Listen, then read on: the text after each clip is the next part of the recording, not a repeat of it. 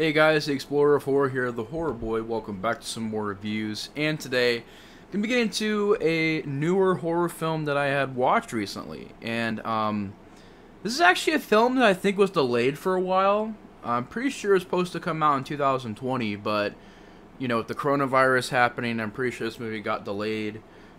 So I seen it this year, and that is The Night House, which gets a 6.5 on IMDb, directed by David Bruckner, who I've heard of. I mean, he's slated to direct the new Hellraiser movie. He's made some episodes of The Creep Show TV show. He's made The Ritual, Southbound, ripped out a segment in VHS, The Signal. All movies I'm very familiar with. I haven't watched really any of them except for VHS, but I am familiar with those films. I have heard of those films before. But I will say this director really impressed me with this film.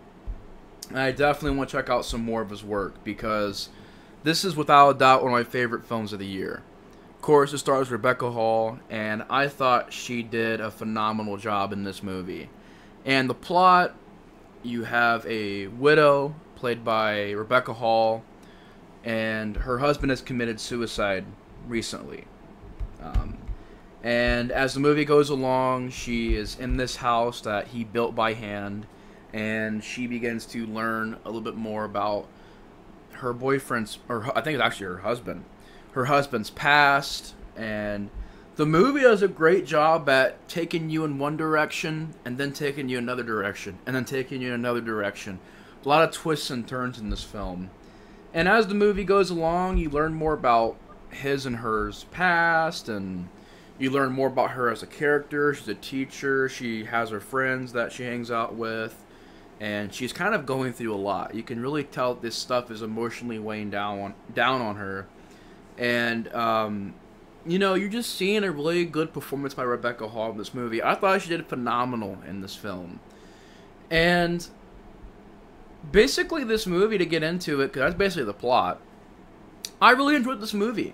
This is a very, very solid film as far as cinematography goes, as far as direction goes, and the writing, as far as the way the movie looks, the vibe it has.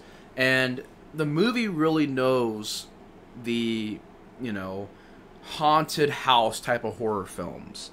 And so it takes what you know to expect in haunted house films and plays around with it. And also, the movie switches its tone back and forth so much. Very, I want to say seamlessly, because a lot of times with movies, if the tone or the direction of the movie switches too much, sometimes it can be a bad thing. Like, to me, I really enjoy Suspiria, but I was never really a big fan of that whole twist where it's about witchcraft and about the, you know, the university having these witches and stuff like that. I didn't care for that twist in that movie. I just didn't. I still love Suspiria, but I've never been into movies that did twists about witches and stuff like that. I don't know. I didn't think it was done very well in that movie, even though I do love Suspiria, so calm down, everybody out there. I'm just saying, I still love that movie. It's just a part of it that I didn't really get into was the whole taking it in a whole different direction. But with this movie, I thought it really worked. And I do want to mention this. Spoiler alert for this film. This is going to be a spoiler review, so if you haven't seen The Night House yet, go check it out. It's definitely a film that I think everybody should see. It's probably not in theaters anymore, but I'm pretty sure by now it's on Blu-ray and everything. And 6.5 is a really low rating for this movie. I mean, we'll get to my rating at the end of the movie, but I will say this, man, it has a lot of things going for it. And I don't even really know if it has any problems, if I'm being honest with you. It's one of those movies where it's got a lot of great stuff in it. And I love, like I said, this is going to be a spoiler review, so I gave a spoiler alert. But I love how this movie starts out as more of a mystery, and how she's delving into her husband's, you know, whether the journals he's written in or his computer and his phone, and she's receiving text messages from him. So you're wondering, like, okay, is this a movie about a wife whose husband's on the other side trying to communicate with her? Is it just ghosts messing around with her? You know, and she begins to go through all this stuff and finding these weird things about the occult, and she's finding these weird statues, and she walks around the lake and finds this abandoned house with, I think, bodies in it, and it's a very creepy scene, that whole scene, the way it was done.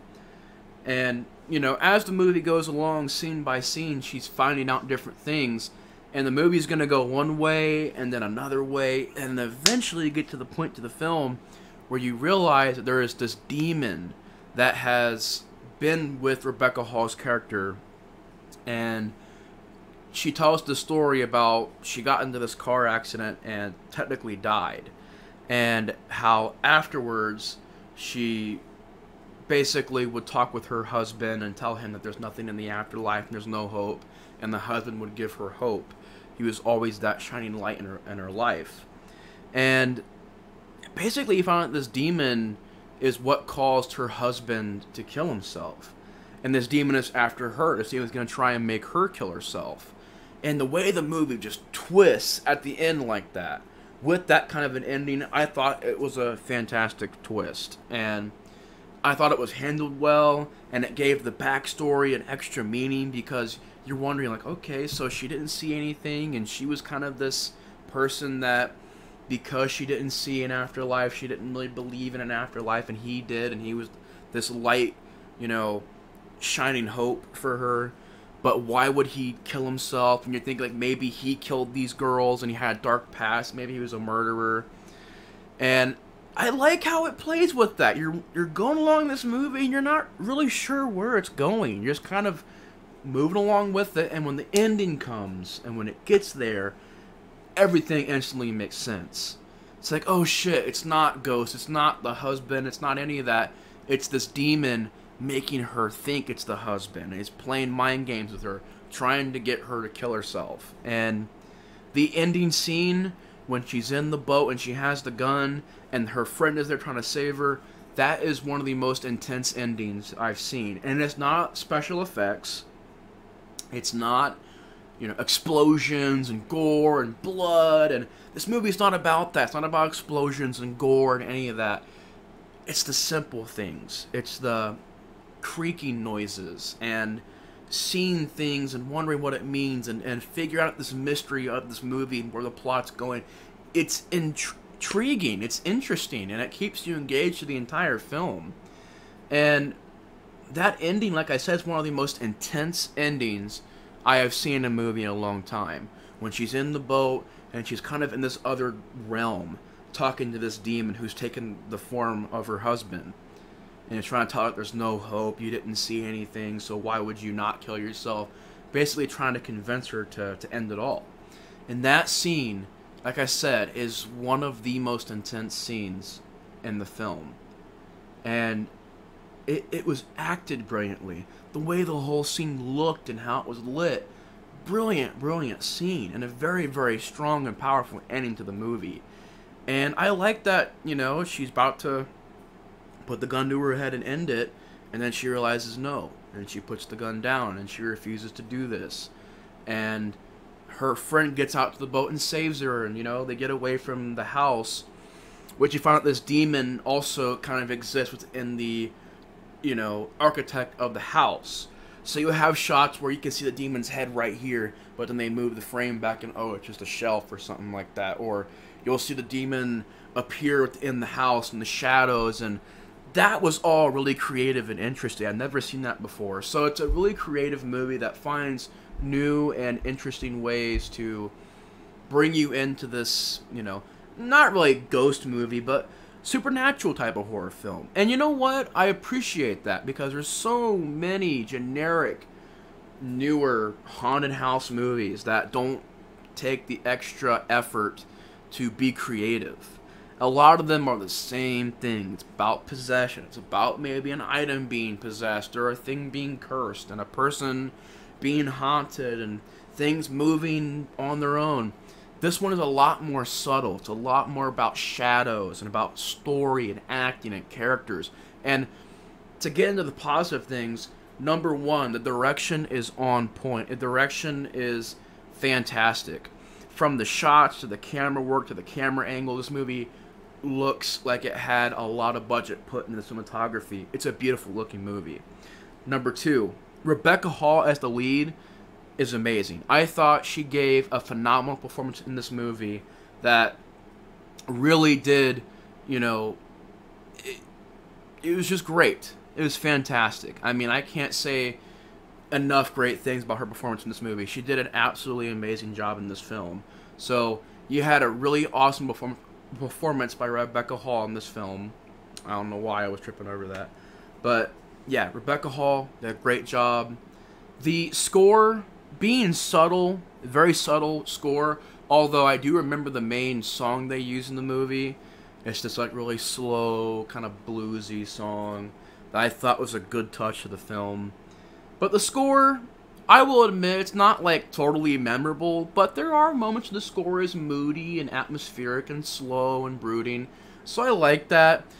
Could have had some more memorable pieces of the score, like have a theme song or something like that, but honestly, it's not a big issue. The score did its job. It was atmospheric, it was moody, and I thought it was, you know, a decent part of the film. The supporting cast, there's not really much supporting cast. It's mainly just Rebecca Hall. But her best friend, that actress, did a pretty good job. Pretty good character. I liked her character. They did a great job at covering the story of loss and grieving and depression and all of these different things that Rebecca Hall is going through, and about how she's, you know, having all these people just come up to her and, you know, saying certain things to her, and her character is really just a really broken character, really just sad, and she sold the grieving part. She's just sold it. It was, this character, you could tell, was going through a lot, and I thought that stuff in the movie was covered very, very well. The idea of the demon and her dying and not seeing anything and not having hope. It's a movie about finding hope, even though there's no hope to see. It's a movie about finding hope. It's a movie about, you know, dealing with this demon. And I thought that was an excellent part of the movie. The pacing, for an hour and 47-minute film, I thought the pacing was actually pretty good. It was a fast-paced movie. Bit of a slow burn film, but it didn't drag at all. Yeah, just a very creative movie, very original movie. I'd never seen anything like this before. And really, this is like The Witch, where I go to see it in the theater, some friends invited me, so we went and watched it. And I really didn't know much about it, and I'll be honest, the trailers, I had watched the trailers, they really didn't interest me that much. So, and I think that was just because of the marketing, because the marketing never really did anything to, you know, bring this movie out there and make it look different. So yeah, I will say the marketing was pretty, I mean, it didn't really look that different of a haunted house movie to me. But when we went to go see it, I will say this, I was pleasantly surprised. I was. And the movie is fantastic. Great mood, great atmosphere, not a lot of, you know, relying on CGI jump scares and boo jump scares, and, you know, it's more about atmosphere, it's more about mood, it's more about story and characters and acting, and Rebecca Hall giving an amazing performance. It's more about storytelling and slow build. Traditional things in horror that I think, you know, is an example of why I love horror so much, because you get films like this that are very creative, very much having its own identity, and very much trying new things within the genre. And I think more horror films need to be like this, need to be creative, need to be interesting and intriguing, if I can talk today. But, yeah, just very, very well done film that I thought was excellent. And if you're still here and you haven't seen the movie yet, I did say spoiler alert, but yeah, if you're still here and you haven't seen it, definitely check it out. It's a good movie. It has a good twist, has a good, atmosphere. It's directed very well. It looks amazing. Yeah. Overall, I'm going to give it an 8.5 out of 10. It's a very, very solid movie. Good acting performance by Rebecca Hall, good direction, good writing, excellent original story. Great, great movie, The Night House. But yeah, I'm going to give it an 8.5 out of 10. If you have seen it, let me know in the comments below your guys' thoughts on it. If you haven't, definitely go check it out. But anyways, that's it for tonight's review. Hope you guys enjoyed. Thank you guys so much for watching. Explorer 4 is out. I'll be seeing you guys later. Peace.